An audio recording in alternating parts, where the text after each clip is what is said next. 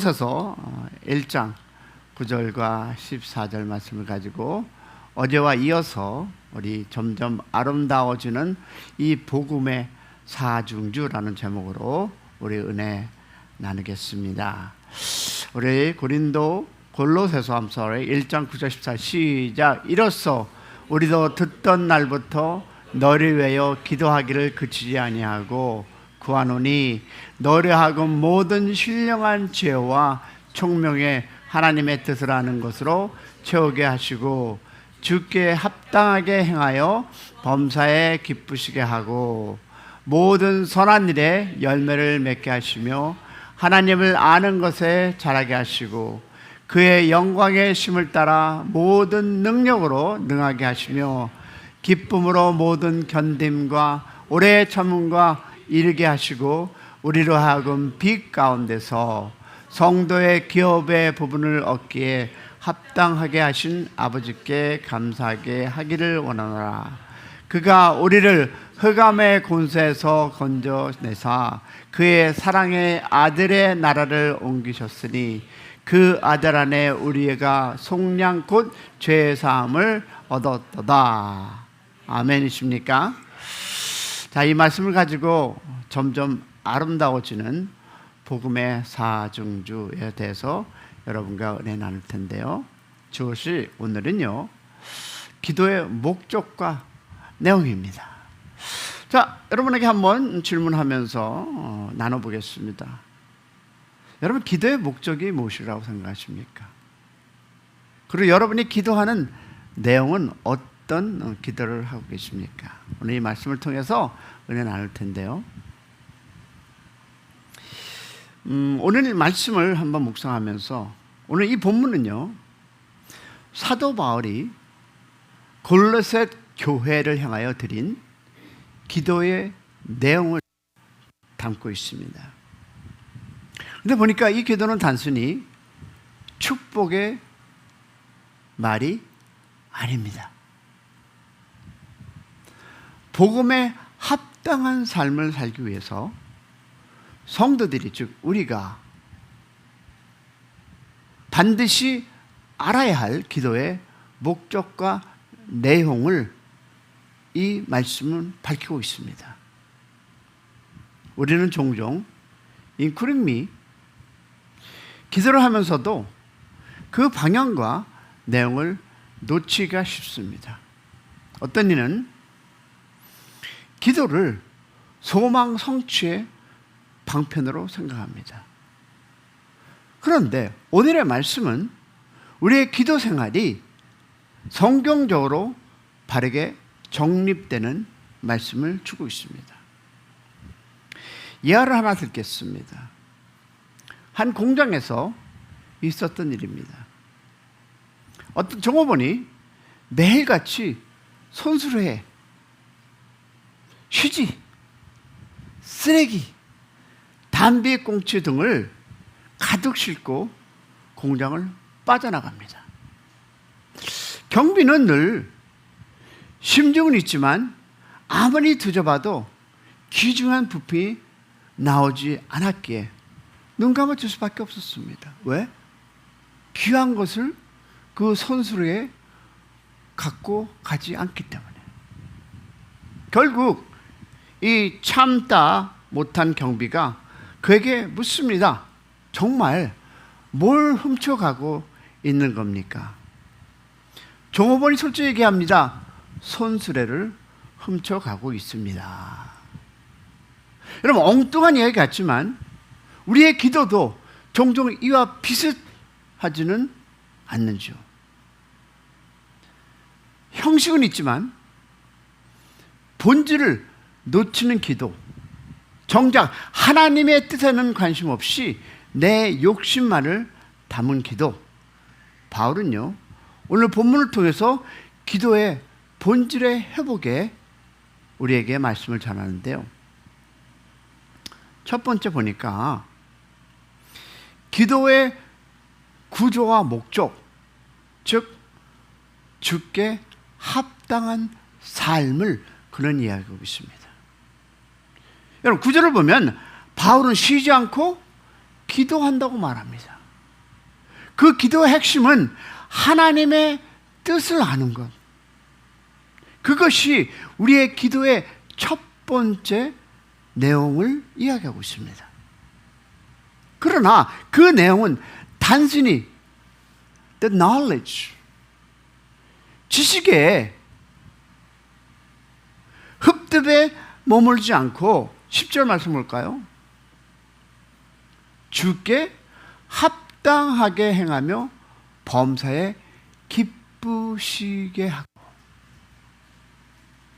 주께 합당하게 행하여 범사에 누구를? 주님을 기쁘게 하고, 즉 기도의 목적은 바로 하나님께 합당한 삶을 살기 위함입니다. 할렐루야. 우리가 하나님을 기쁘게 해드리는 삶, 그것이 바로 기도의 열매입니다. 기도는 단순한 바람이 아니라 하나님의 뜻을 따라 사는 삶을 이어지는 통로입니다. 할렐루야. 그래서 우리가 흔히 암송하는 말씀 뭐가 있을까요? 뭐가 있겠습니까? 먼저 그의 나라와 무엇을? 의를 구하라. 우리가 수만 번, 아니 수백 번, 그죠? 무엇을 기도합니까? 먼저 그의 나라와 의를 구하라. 배우고 들었고 설교를 통해서 이 진리를 반영하는 것이 하나님의 뜻이 아닐까요? 우리가 주의 나라와 의를 구하는 이유는 주님 뜻대로 살기 위함. 주님 뜻대로 살기로 했네. 주님 뜻대로 살기로 했네. 그러고 뭡니까? 다시 돌아보지? 그럼 이것이 우리들이 우리 입을 통해서 찬양한 것입니다. 그 후에 더해지는 것은 바로 얻기 위함이 아니라, 그죠? 하나님의 뜻대로. 자, 그러면 왜 우리가 먼저 그의 나라와 그의 의를 구해야 하는가? 우리 공부해줘야 되지 않겠습니까? 이것은 여러분, 하나님을 주인으로 인정하는 삶의 방식이기 때문입니다. 여러분, 먼저는 뭡니까? 다시 순서, 즉 다시 말해서 순서의 문제가 아니라 그것은 우선순위의 고백이고, 곧 내 삶의 주도권이 누구에게 있다? 하나님께 있다는 믿음의 표현입니다. 여러분, 마태복음 6장에 보면 뭐 써 있습니까? 31절, 32절 다 같이 시작. 무엇을 먹을까? 마실까? 입을까? 염려하지 말라. 너희 하늘 아버지께서 이 모든 것이 너에게 있을 줄로. 아멘. 그러면 여러분, 이 말씀을 보면 간단합니다. 이 말씀은 우리의 인생의 문제를 누가? 주인 앞에 맡기는 사람이 가지는 신뢰에 존재합니다. 자, 또 보니까 그의 의는 단지 도덕적이 아니라 뭘까요? 관계와 복음의 중심의 삶입니다. 여러분, 그 의는 하나님의 성품이지, 또한 예수 그리스도께서 우리를 어떻게 의롭다 하신 복의 은혜입니다. 따라서 우리가 그의 나라와 그의 의를 구한다는 것은 하나님의 통치를 인정하고 하나님의 뜻대로 사는 복음적 삶을 선택하는 고백. 믿으시면 아멘. 자, 그러면 이것은 봅니다. 이것은 참된 만족과 자유를 가는 유일한 길입니다. That's the one way입니다. 자, 보세요. 세상은 어떻습니까? 세상은 더하기 방식이 아니라 어떤 방식일까요? 빼앗음과 경쟁으로 흘러갑니다. 반면 하나님은 먼저 의를 구하는 자에게 필요한 것을 더하시는 은혜의 방식으로 역사한다. 할렐루야. 그러면 우리 한번 이렇게 고민해 보겠습니다. 왜 사람들은 이 우선순위를 놓칠까요? 첫 번째 보니까 당장의 필요에만 몰두합니다. 예배보다는 먹고 사는 것, 또한 취업, 이런 것들이 아닐까요? 저도 이해합니다. 먹고 살아야죠. 그러나 내가 하나님의 의를 구하고 하나님을 믿고 하나님이 하실 것이라는 것을 내가 정말 믿음으로 믿는다면 하나님이 책임져 주시지 않을까요?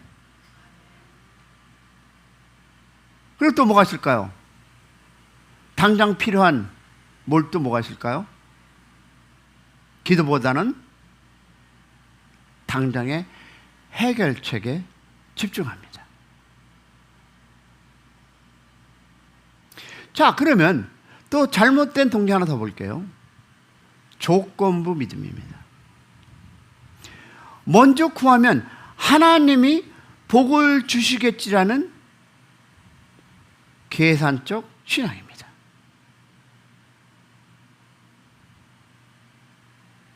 많은 크리스천이 하나님을 안다고 자박하면서 조건부 믿음. 자, 세 번째 뭐가 있습니까? 세상의 가치, 기준과 경쟁하는 것입니다.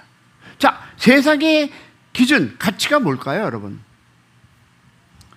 성공? 여러분이 좋아하는 돈. 이 인정이 우선이 돼서 하나님의 뜻은 후순위로 밀립니다. 이것이 바로 세상 가치의 기준과 경쟁입니다. 그리고 또 무엇일까? 말씀에 대한 오해입니다. 먼저 그의 나라를, 나는 이 뜻을 혹시 여러분 천국행 티켓 정도로만 여기고 실제 삶의 중심, 축으로 심지 않습니다. 나는 구원 받았는데, 그런 소리 저 많이 듣습니다. 에이, 하나님이 용서하시겠죠. 이것이 바로 말씀에 대한 오해입니다. 그러면 자, 이것은 내가 생각과 여러분을 나누었는데 우리 한번 우리의 신앙의 선배들의 얘기를 한번 들어볼까요? 그들이 먼저 그의 나라와 그 의를 구한 실체를 한번 보겠습니다. 여러분이 다 아시는 누구? 조지 밀러. 구와 몇 명? 10,000명을 돌본 독일계 영국 선지자입니다. 선교사입니다. 그런데 그는요, 한 번도 재정 후원을 요청하지 않았음에도 기도로 수많은 고안을 세웠습니다. 그런데 보니까 그는, 여러분도 그 일부의 한 사람인데, 매일 아침 4시에 일어나 말씀과 묵상과 기도로 하루 시작하면서 먼저 하나님의 나라와 의를 구했다라는 얘기입니다. 그의 일기 중에 이런 얘기 있습니다. 다 같이 시작. 나는 아침마다 먼저 하나님을 찾는 것이 하루의 다른 어떤 일보다 우선됨을 확인한다 라고 글에 써 있습니다. 자, 다른 편 보겠습니다. 선교사 해리슨 테일러, 중국 내지에 선교지를 개척하고 삶의 원칙이었습니다. 하나님의 일은 하나님의 방법으로 하나님 때에 이루어질 때 영광스럽다라고 얘기했습니다. 여러분, 하나님과 그 뜻과 방법을 먼저 구하고 수많은 핍박 속에서도 그는 순종한 사람이 바로 해리슨 테일러입니다. 자, 그럼 우리가 성경에 나오는 사도 바울 볼까요? 갈라디아서 1장 10절을 보니까 다 같이 시작. 내가 지금 사람에게 좋게 하랴, 하나님께 좋게 하랴. 여러분, 그는 예루살렘을 가지 않고 아라비아 광야로 가서 하나님의 그 무엇을 뜻을 먼저 구했다고 갈라디아서 1장 17절은 얘기하고 있습니다. 그리고 그 모든 성교와 방향과 만남과 고난을 주님의 뜻 중심으로 결정한 것이 우리는 성경을 통해서 볼 수 있습니다.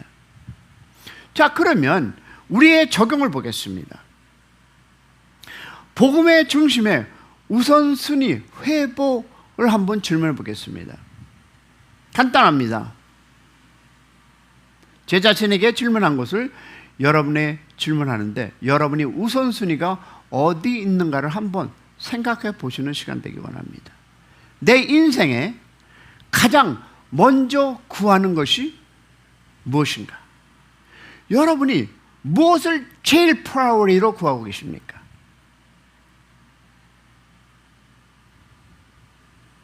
두 번째 질문할게요. 오늘 하루의 시작이 하나님의 뜻을 묵상하고 구하는 것으로 시작되는가라는 것입니다. 한번 여러분의 기도를 한번 자신이 들어보시기 바랍니다. 오늘 잠깐 기도하겠지만 들어보시고 내가 무엇을 구하고 있고 무엇을 가지고 묵상하는가. 그리고 세 번째는 내가 구하는 모든 기도의 제목은 하나님의 나라와 연결되어 있는가라는 것입니다. 성경은 이렇게 얘기하고 있습니다. 요한에서 2장 17절을 보니까 시작, 그의 뜻을 행하는 자는 영원히 거하리로다.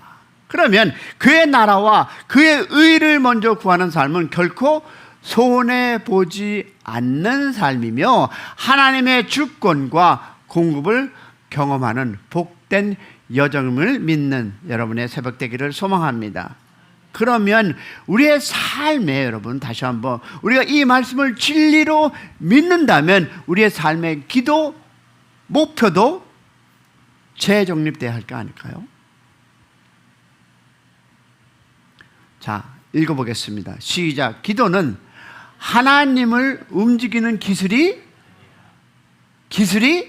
아니라 나를 하나님께 맡기는 훈련입니다. 여러분 이것을 꼭 기억하시기 바랍니다. 기도는 하나님을 움직이는 기술이 아니라 나를 하나님께 맞추는 훈련입니다. 여러분 기도를 통해서 나의 삶이 하나님께 합당한 삶으로 비춰져 가기를 간구하는 여러분의 삶이 되기를 소망합니다. 자, 두 번째 보니까 기도의 내용입니다. 기도 내용이 뭐라고요? 하나님의 뜻을 아는 것.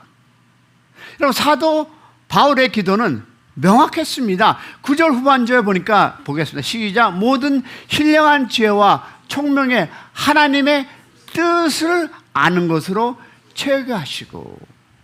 여러분 여기서 신령한이란 표현은 성령께서 주시는 영적인 지혜를 의미합니다. 다시 말해서 바울은 이 성도들이 단지 지식으로만 하나님을 아는 것이 아니라 삶의 영역. 자, 이것이 힘듭니다.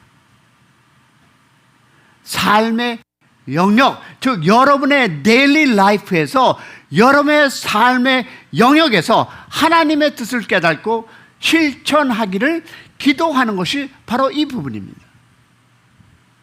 여러분 혹시 미국에 사시는 분들은 알겠지만 O.J. 심슨 사건 아십니까? O.J. 심슨의 그 사람은요 정말 블리언하고 똑똑한 변호사 조지 코크란이라는 사람이었습니다. 그의 두뇌가 정말 그 O.J. 심슨을 어떻게 not guilty로 끌어낸 사람입니다. 근데 결국 그는 뇌종양으로 생을 마감했습니다. 무슨 뜻이냐면 아무리 이와 불리언하고 똑똑하고 천재라도 인간의 지혜는 한계가 있습니다. 박사들도 책을 읽어야 하고요. 더 찾아야 하고요. 목사도 하나님의 은혜로 공부하지 않고 여러분, 설교하는 것은 하나님께 죄 짓는 것입니다. 그리고 성도를 조롱하는 것입니다. 자, 그러므로 우리는 무엇을? 지혜를 구해야 합니다. 단순한 정보가 아니라 영적인 통찰력, 곧 무엇을? 총명함을 누구에게? 하나님께 구해야 합니다. 할렐루야. 자, 우리 한번 이런 얘기 해볼게요. 뭐 여러분의 자녀들은 다 성장했지만 그냥 아닌 아들도 있습니다. 아이들도. 자, 우리 자녀가 좋은 대학을 가도록 우리 기도합니다. 안 하는 사람 없을 거예요.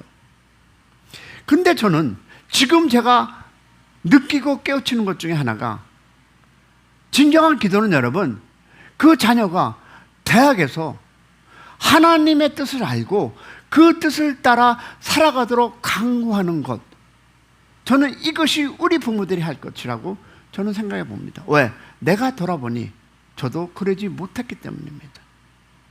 왜 그러냐? 시집가거나 직장, 사업의 성공보다 여러분 더 앞설 기도의 내용은 여러분, 그 사람의 그 삶 속에서, 즉 나의 자녀의 삶 속에서 하나님의 계획이 실현되기를 바라는 마음, 이것이 우리가 해야 할 기도라고 저는 생각합니다. 그저 돈 몇 푼 있다고 나누고 내 자신이니까 나누고, 저는요, 이것은 실패의 길을 걸어가는, 그들에게 실패의 길을 걷게 하는 하나님 앞에 죄이라고 저는 생각해 봅니다. 자, 그러면 뭐겠습니다? 그럼 어떻게 우리가 기도의 응답을 받을까요? 저는 이 네 가지 열매를 반드시 이것은 하나님께서 응답된다고 봅니다. 첫 번째 뭡니까?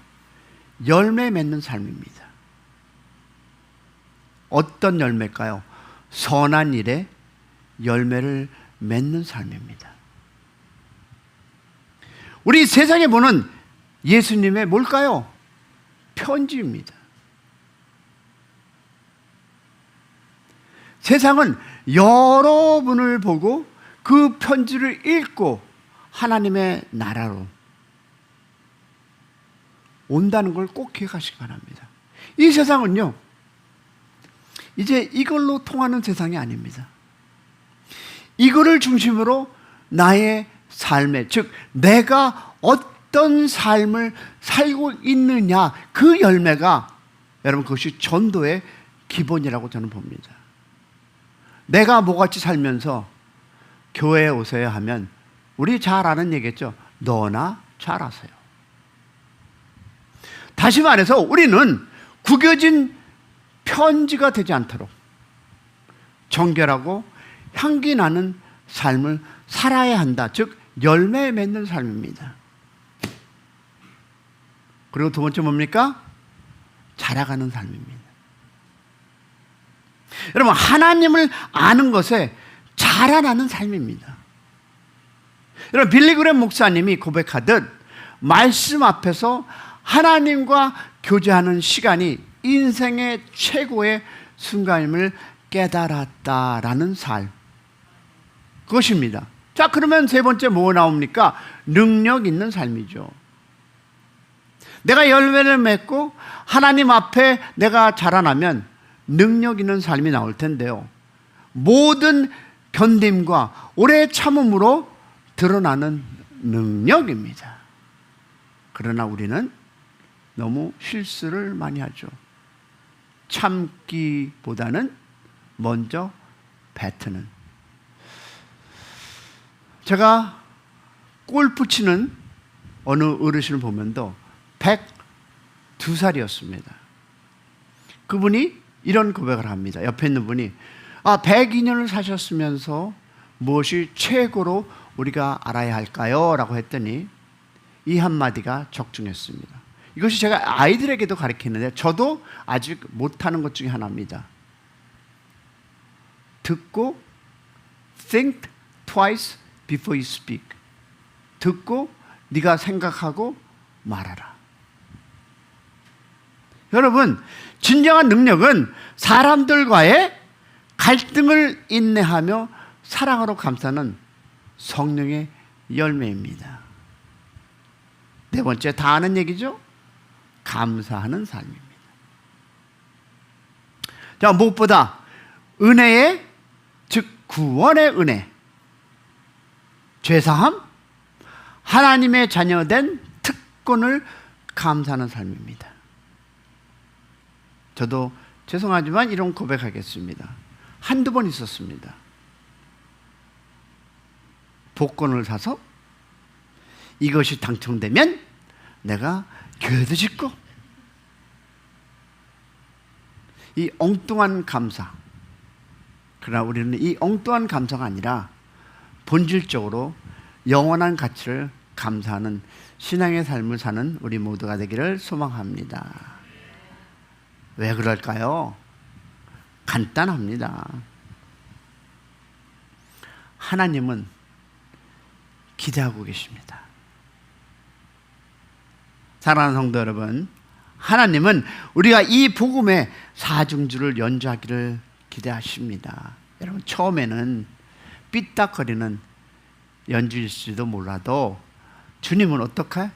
부모처럼 자녀가 그 삐딱거리고 바이올린 치고 그거 뭐 하는데 잘한다고 부모처럼 박수 치시며 기다리는 우리 주님을 바라보기를 소망합니다. 열매 맺고 잘하고 감사하는 이 네 가지, 이 복음의 화음이 우리의 삶에서 점점 더 아름다워지기를 기대하며 우리 찬양 하나 하고 기도하겠습니다.